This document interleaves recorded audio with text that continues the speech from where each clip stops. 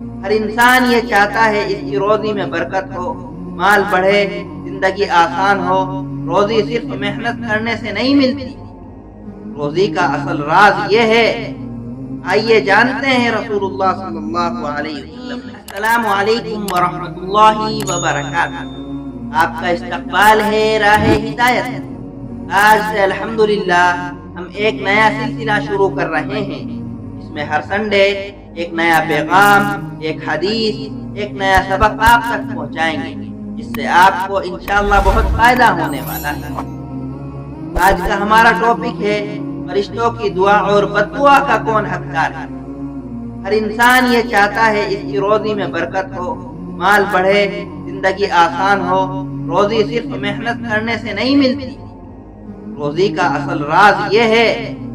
آئیے جانتے ہیں رسول اللہ صلی اللہ علیہ وسلم نے کیا فرمایا۔ آپ علیہ السلام نے فرمایا، دو فرشتے آسمان سے اترتے ہیں، فیقول احدہما، اس میں سے پہلا کہتا ہے، اللہم اعطی منفقا خلفا، یا اللہ جو تیری راہ میں خرچ کرتا ہے غریبوں کو، غربا کو، اس کو تو اور عطا کر۔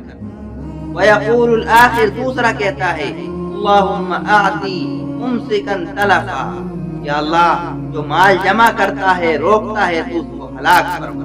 آج ہم خود فیصلہ کریں، ہمیں فرشتوں سے دعا کرانی ہے یا بد دعا۔